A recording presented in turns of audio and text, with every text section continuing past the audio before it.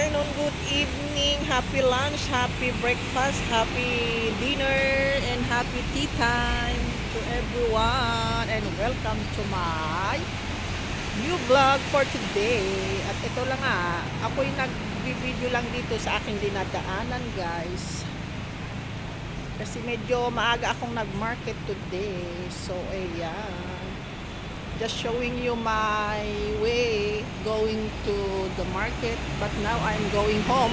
Going to the market from the market pala, at uuwi na ako kasi ayan, yan ang daanan ko. Pero bago yan, papakita ko ang kalsada bao. This is the kalsada, and this is the road, and this is the way. Oh my gosh, this is the kalsada, this is the road, and this is the way. As you can see, different types and different kinds, and iba-iba, oh, diba? Na mga sasakyan na dumadaan, na lumabas sa Ilocano, lumabas, ayun, dumadaan in Tagalog, ewan ko kung ano sa mga Bisaya. Pero ayan, may motor pa siya. At saka may tao din na dumadaan. Tumatawid ang mga tao kahit naka-green pa siya, naka-go pa siya. O diba, maka-inchik din pasaway minsan pasaway din sila. Pero alam nyo ba, pag nagpasaway ka, meron kang penalty. Kasi dito, lahat naka-CCTV ang daan. So, ayan, makikita talaga lahat. Pati mga takbo ng mga sasakyan, nakikita din yan pag mabilis yan. Bigla na lang may darating sa bahay mong notice. Ganyan dito.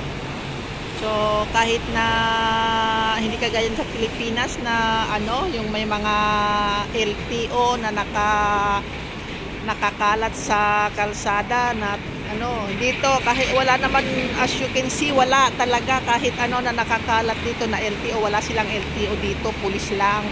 Hindi ko lang pala alam, pero wala ako nakikita, never in my life na sa tinagal-tagal ko dito, wala ako nakikita na yung nagpapara-para sa yung mga buwaya ba na tinatawag yan sa ating Pilipinas. Dito kasi sila, nakamonitor lahat ang mga kalsada. So pag mabilis ang takbo mo, over yung speed ba, over speed ka, syempre lahat yan naka-register, so makikita yung mga plate numbers, and then syempre i-search nila yon kung kanino yon. Ayan, bigla na lang may darating na notice sa bahay mo, and then you need to pay, ganon. Yung kaibigan ko nga, yung may sasakyan sila, ganon ang nangyari. Biglang may dumating na notice sa bahay nila. Yun para is high speed yung kanyang amo. Diba? Kaya mag-iingat kayo pag nasa ibang bansa kayo. Huwag kayong Ganon lang ang kwento dito. Ganyan kasi dito. Hindi kagaya sa atin na may mga nakaharang na mga buhaya dyan sa kalsada para lang titignan kung may colorum or what. Dito kasi automatic yan, ma-check nila lahat kasi naka-monitor lahat ang kalsada dito. O diba,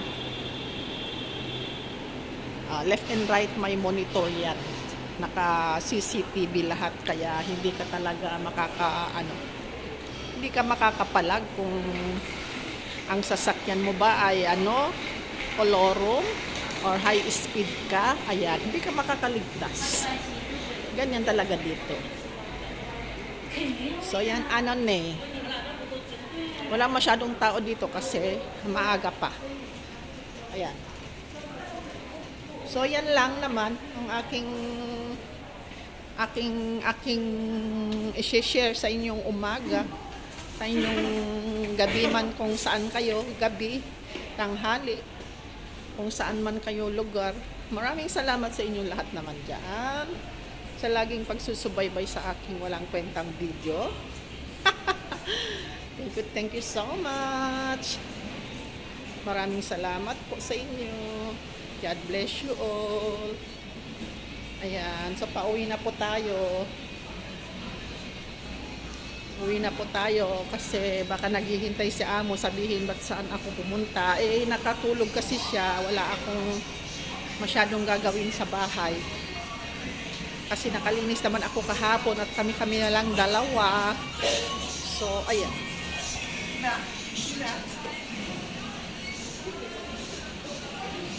So, I'm going back to where I belong. O, diba? Gumagawa ng kanta.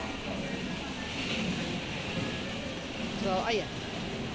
Ito yung aking dinadaanan talaga. Every day. Every day. Yan ang mga dinadaanan ko. So, thank you so much for watching. Bye-bye na po. Thank you guys.